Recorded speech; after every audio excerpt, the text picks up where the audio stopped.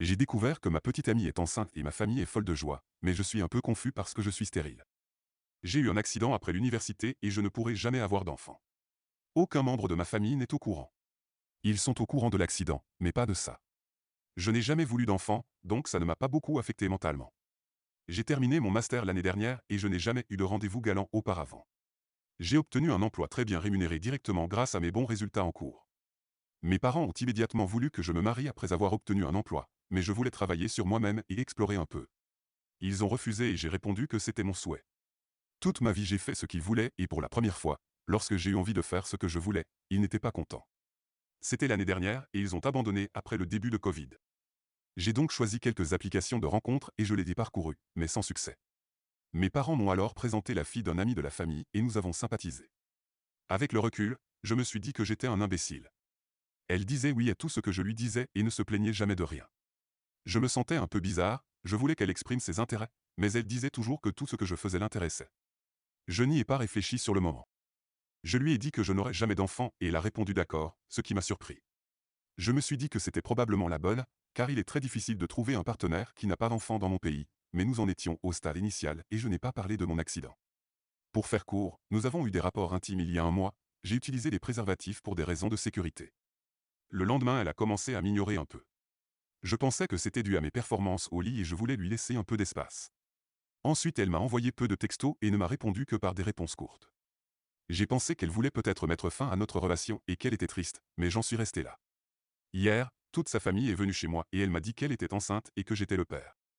Inutile de dire que j'ai paniqué et que j'ai voulu m'effondrer sur le sol. Je n'ai rien dit pendant qu'il parlait de mariage et des choses qui doivent arriver parce que je l'ai mise enceinte. Conseillez-moi sur les mesures à prendre. Partie 2. J'ai appelé quelques cliniques pour me faire tester et on m'a donné un créneau pour vendredi après-midi.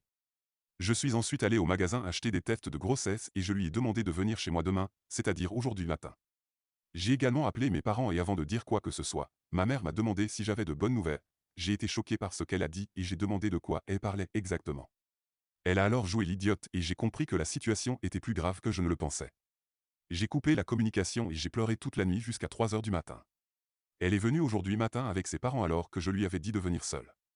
Ils avaient l'impression que j'allais discuter avec eux des plans de fiançailles. Je leur ai dit qu'ils pouvaient tous repartir ou la laisser venir seule, ils ont dit OK. J'ai sorti les tests de grossesse et je les lui ai donnés en lui disant de prouver qu'elle était bien enceinte, et je lui ai indiqué où se trouvaient les toilettes. Elle a commencé à me crier dessus, puis elle est sortie et a appelé ses parents. Maintenant tout le monde me crie dessus dans ma propre maison parce que je lui ai demandé de prouver la grossesse, même pas par un test ADN. Je leur ai dit d'aller se faire foutre et 1 heure plus tard, mes parents et eux sont venus chez moi et ont craché le morceau. Elle n'a jamais été enceinte, mes parents avaient peur que je sois trop vieux pour me marier et voulaient que je me marie pour leur donner des petits-enfants. Ils ont dit que dans les mariages arrangés, les gens n'ont pas besoin de connaître l'époux ou l'épouse parce que les parents ne choisissent que ce qu'il y a de mieux pour leurs enfants. Ils avaient tout planifié et n'attendaient que mes rapports intimes avec elle pour le faire.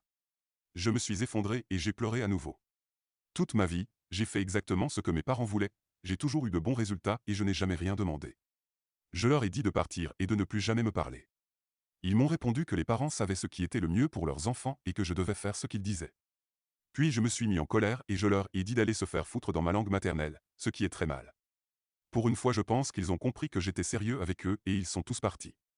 Je les ai tout bloqués avant d'envoyer à mes parents un message leur demandant de ne plus jamais me contacter, même si l'un d'entre eux est en train de mourir. Partie 3. Ces derniers jours j'ai l'impression qu'on m'a enlevé un fardeau, surtout celui de mes parents qui attendent toujours beaucoup de moi. Le premier jour qui a suivi la confrontation a été un véritable spectacle. Mes parents ont forcé des membres de ma famille à me contacter pour me demander de revenir à la raison, mais j'ai refusé. Ils ont arrêté au bout de 2 jours après un message sévère de ma part demandant de ne plus avoir de contact. J'ai également pris des rendez-vous pour le planning familial, pour une vasectomie qui aura lieu le mois prochain.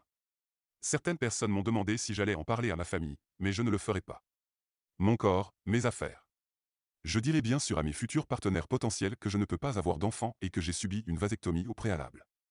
Certaines personnes m'ont demandé d'où je venais, je viens de l'Inde.